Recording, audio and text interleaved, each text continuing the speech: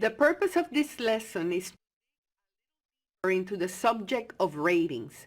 By now, you understand that a rating measures the popularity of content or programs with audiences.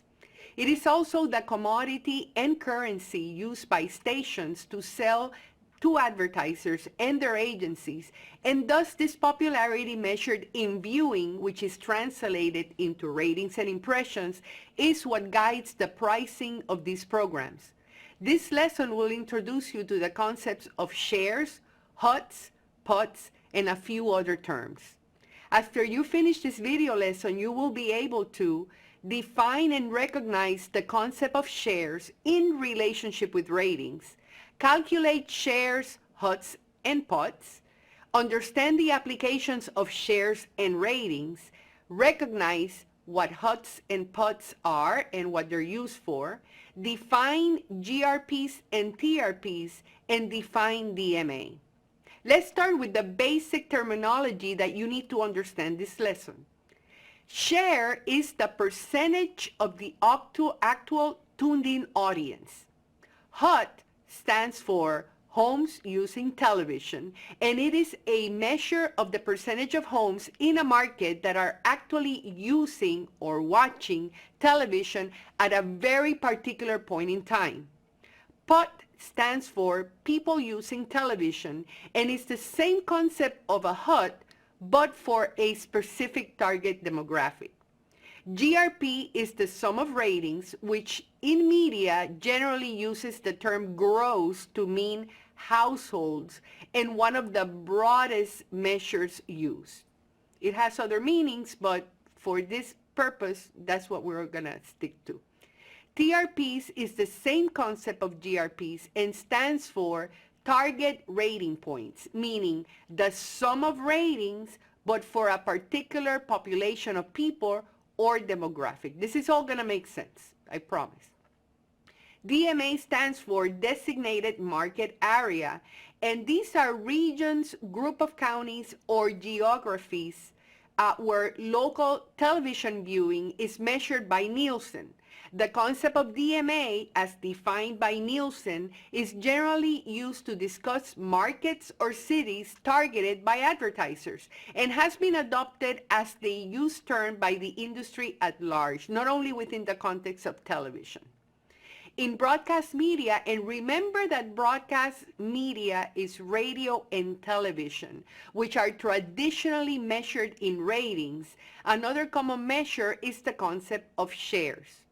Share is another one of those companion statistics for ratings. As a matter of fact, shares put ratings into perspective, and you will understand why.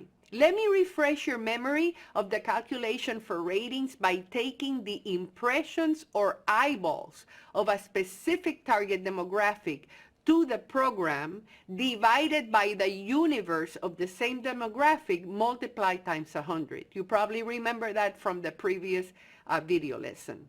If you understand the calculation and think about it, a rating is a percentage or the universe or population. Remember that this is relative to the market that we're talking about.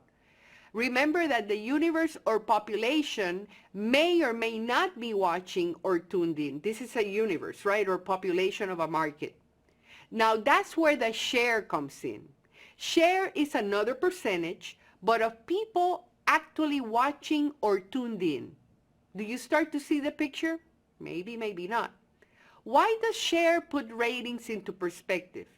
Well, because since a share is calculated from audiences actually tuned in at a very specific day and time, you can tell how the specific program is doing against other programs in the same period or within the competition. Think of share as a pie, where the pie is the entire audience tuned in, and the share is a slice of that pie. Each slice, and let me just stop for a minute. So if this is your slice of people tuned in, let's say that this is a PUT, because we're talking about adults 18 to 49. And you're gonna see how this plays in a minute.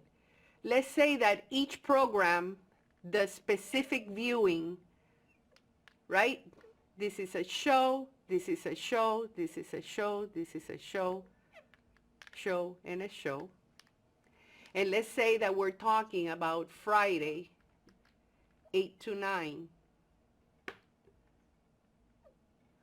All the people viewing Friday 8 to 9, adults 18 to 49, is the pot, meaning people using television.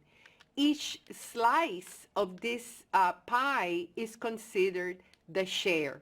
So whatever percentage this particular program, program number 1, has of the entire pot, of the entire pie, this is basically their share, okay? So in essence, each slice of the pie is the share that each program has of the audience tuned in specifically at that point in time, which is Friday, 8 to 9. We will get into the numbers in a minute, but as always, I want to make sure that you understand the concept. Let me give you an example. When you read in Advertising Age, which is one of these trade publications that I encourage all of you guys to get into, that program A, let's say, has a national 10 rating and a 15 share, let's say, on adults 18 to 34 on Tuesdays 9 to 10. What this means is that program A is watched by 10% of the United States population of adults 18 to 34 and by 15% of all the adults 18 to 34 watching television specifically on Tuesday nights 9 to 10. Obviously, program A is not the only program that runs on Tuesdays 9 to 10. There are other programs at that hour and other adults 18 to 34 watching them. So 15% share of this example highlights how program A is doing against the competition, just like you see here, in the same hour where it runs, expressed as a percentage. By the way, when you hear national ratings, this stands for United States versus a specific market or DMA, as Nielsen labels to mean market.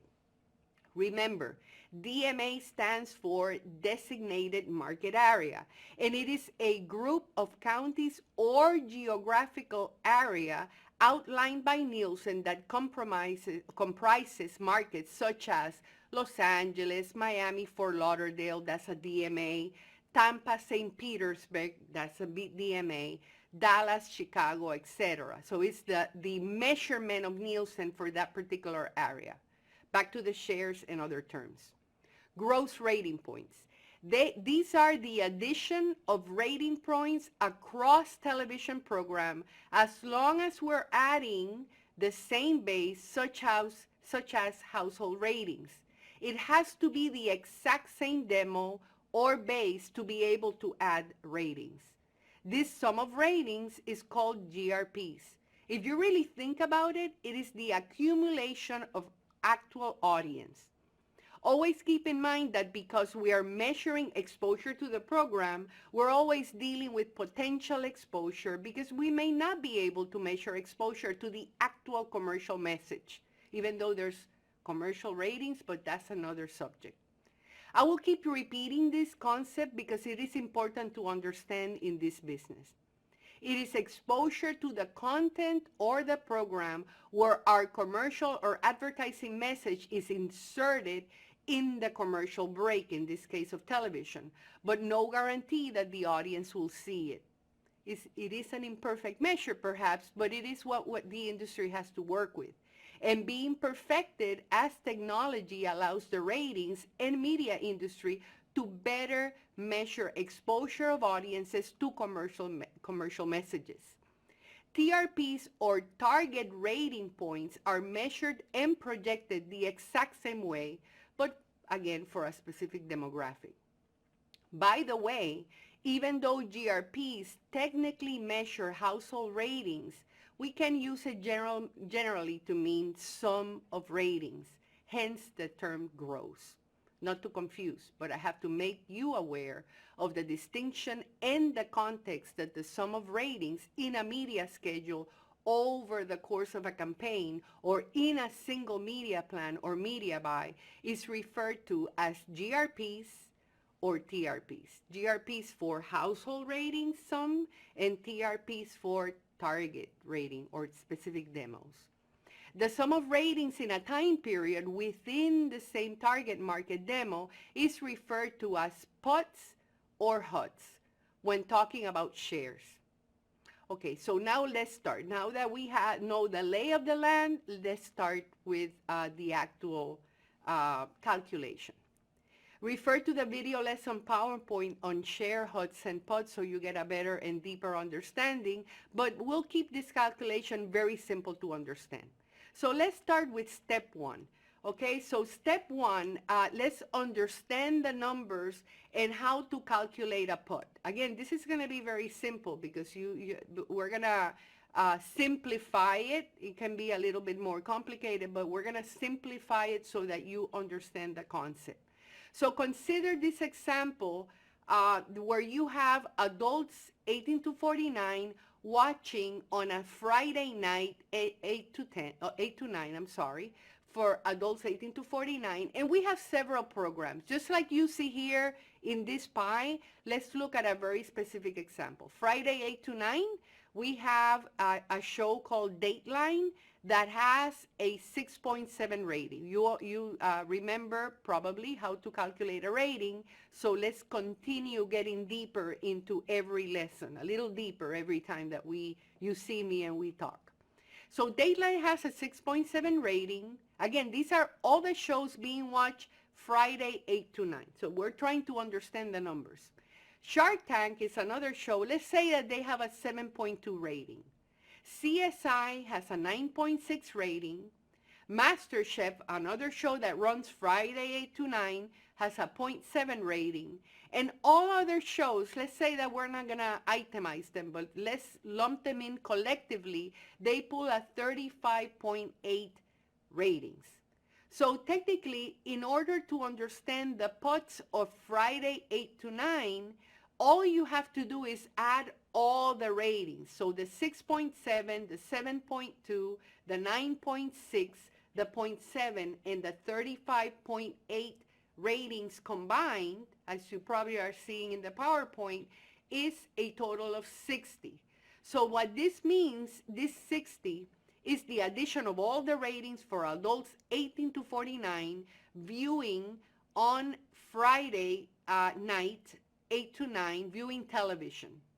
And what this 60 really means, remember that ratings is a percentage. So you're adding all these percentages that are from the same base, which are same DMA, same demographic, adults 18 to 49. So they were calculated using the same population or universe numbers for the same demographic, for the same DMA.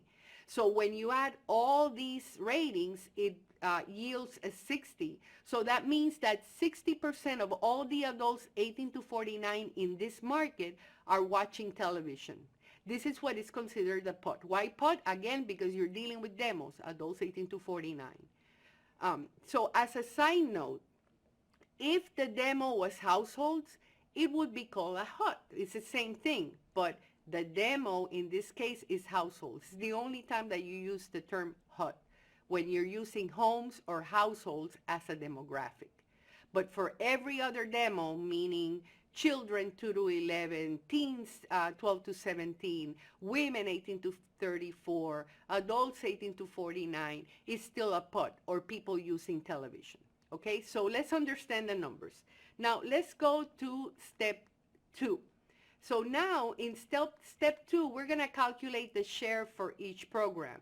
And here, let's put the formula, which is very simple, is for share is the rating for the program divided by the PUT or the HUT times 100. So that's your basic formula, okay? So let's take one program. Let's take Dateline, the first program that you see on the chart. So let's say that Dateline has, as you see in the chart, a 6.7 rating. And when we calculated the pots was yield, the sum of all the ratings was a 60. So 6.7 divided by 60, again, equals a 0.11166, right? So this is, now, times 100 equals approximately an 11 point or 11 share. So now let's look at the rest of the programs. If you see here, it's the same calculation, right?